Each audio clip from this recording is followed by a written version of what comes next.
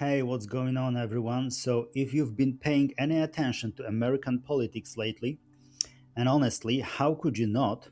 You've probably heard people throwing around the phrase 25th Amendment like it's some kind of a magic spell.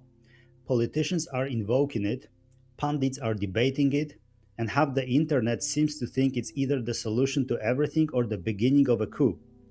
So today let's actually break down what it is, where it came from, and most importantly, what it could actually mean in practice because the reality is more interesting and honestly more complicated than most headlines let on. But before we get into the mechanics, we need to go back in time a little because you can't really understand why this amendment exists without understanding the mess that made it necessary. So here's the thing about the original US Constitution from 1787. It's famously short, like remarkably short for a document that's supposed to run the most powerful country on earth. And when it came to presidential succession, the founders basically wrote if if the president dies or gets removed, the vice president takes over. That's pretty much it. No detail, no nuance, just vibes. And for a while that was fine until it really wasn't. The first crack in the system showed up in 1841 when President William Henry Harrison died after just 1 month in office, famously because he gave the longest inauguration speech in history in cold rain and caught pneumonia. His VP John Tyler stepped in, but nobody could agree on a basic question.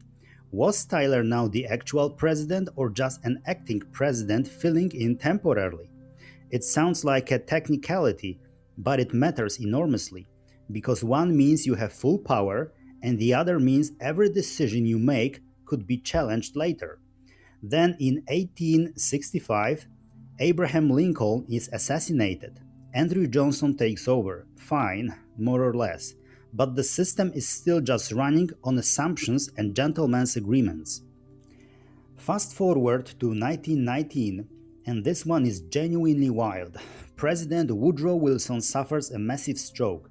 He's incapacitated, can't really function, and for months it's essentially his wife Edith Wilson who is running the White House, filtering his communications, making decisions, controlling access to him. Now, you can debate whether she did a good or bad job, but the constitutional problem is glaring.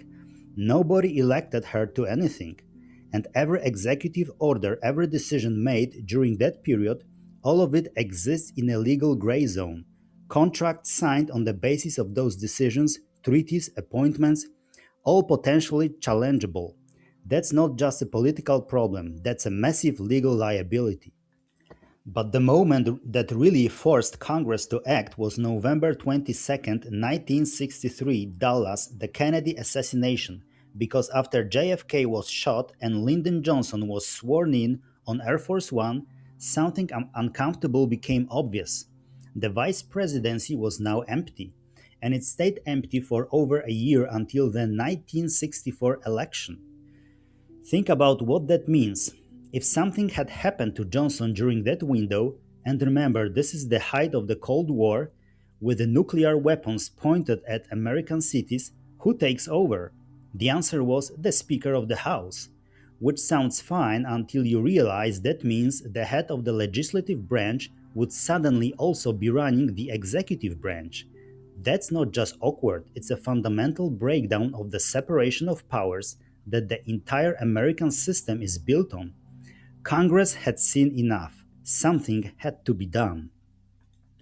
So, under the leadership of Senator Birch Bayh, a Democrat from Indiana, a formal amendment was drafted, passed by both chambers of Congress, and ratified by the required 38 states in record time. On February 10, 1967, the 25th Amendment officially became part of the Constitution. Let's walk through what it actually says. The amendment has 4 sections, and they escalate in complexity and controversy pretty quickly. Section 1 is the simplest one. If the president dies, resigns, or gets removed from office, the vice president becomes president, not acting president, not temporary president, the actual president for the full remainder of the term. This retroactively settled the Tyler question from 1841. It also established what happened after Nixon resigned in 1974. Gerald Ford became president. Clean, clear, no ambiguity. Section 2 deals with a vacancy in the vice presidency itself. If the VP slot is empty for whatever reason, the president nominates a replacement. But that nominee has to be confirmed by a majority vote in both the House and the Senate. This is actually how Nelson Rockefeller became VP under Ford in 1974. Neither Ford nor Rockefeller had been elected to their positions. First time in American history. Perfectly constitutional under the 25th. Section 3 is the voluntary handoff. If a president needs to go under anesthesia, have surgery, or is otherwise temporarily unable to do their job, they can voluntarily transfer power to the VP by sending a written declaration to the Speaker of the House and the President pro tempore of the Senate. When they're ready to resume, they send another letter and they're back in charge. Reagan did this in 1985 during cancer surgery. George W. Bush did it twice for colonoscopies. Biden did it briefly in 2021 when he had a routine procedure, making Kamala Harris the first woman to hold presidential authority, even if just for a couple of hours. All very civilized, nobody fights, everyone goes home happy. And then there's Section 4. This is where things get genuinely interesting, and where all the current political noise is coming from, because Section 4 is not about a president who willingly steps aside. It's about what happens when a president either can't or won't acknowledge that they're unfit for office.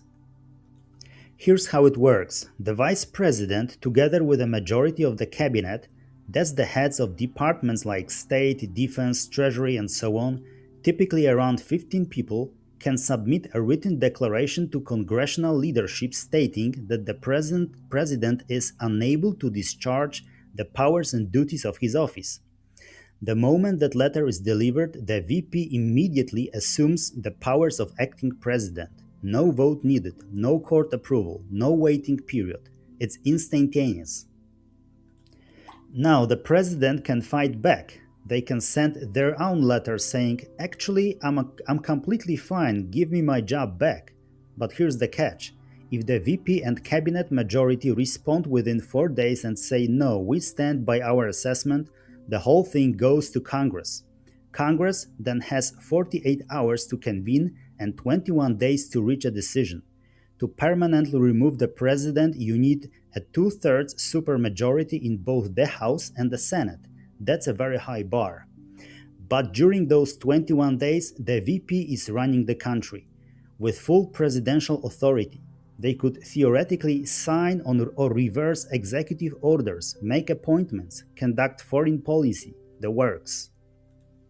Here's the part that gets underappreciated though. The amendment deliberately doesn't define what unable to discharge powers and duties actually means. Is it a coma? Yes, obviously. A serious mental illness? Probably. Erratic behavior? Controversial. Poor judgment? That's where you start getting into serious constitutional debate territory. The vagueness is both a feature and a bug. It allows flexibility in genuine emergencies, but it also opens the door to politically motivated interpretations. And there's another practical problem that people rarely talk about: cabinet loyalty. The cabinet members who would have to sign this declaration were all appointed by the president they would be removing. They owe their jobs to that person.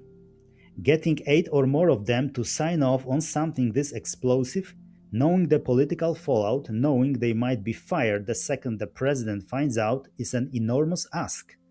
It's not just a legal hurdle, it's a human one. Now, at this point, you might be thinking, okay, this is all very interesting constitutional theory, but why is everyone suddenly talking about it again? And the answer to that is basically Donald Trump. So let's get into it because you really can't discuss the 25th Amendment in 2025 without talking about the last several years of American political history. Let's start with impeachment because it's directly connected to why Section 4 keeps coming up as an alternative. Trump is the only president in American history to have been impeached twice. Let that sink in for a second. The first impeachment came in December 2019.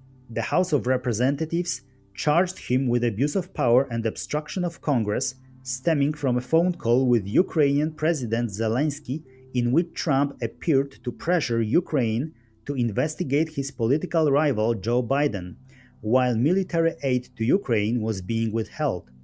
The House voted to impeach along largely party lines. Then it went to the Senate for a trial, and in February 2020 the Senate acquitted him. Republicans held together, and that was that. Then came January 6, 2021. After losing the 2020 election to Biden, Trump spent weeks promoting the claim that the election had been stolen, without producing credible evidence to back it up. On January 6th, while Congress was in the process of certifying the Electoral College results, Trump held a rally near the White House and told his supporters to march to the Capitol. They did, and then a mob broke into the Capitol building, disrupted the certification process, and left 5 people dead in the chaos. It was the first time the Capitol had been breached since the British burnt it in 1814. In the immediate aftermath, something interesting happened. Serious conversations began inside the White House about the 25th Amendment. Several cabinet members reportedly discussed whether Trump's behavior, whipping up a crowd that then stormed the seat of American democracy, constituted the kind of incapacity that Section 4 was designed for. Speaker Nancy Pelosi called Vice President Mike Pence directly and urged him to act. Pence refused. He argued, not without reason, that Section 4 was designed for physical or mental incapacity, not for political disagreements, even extreme ones.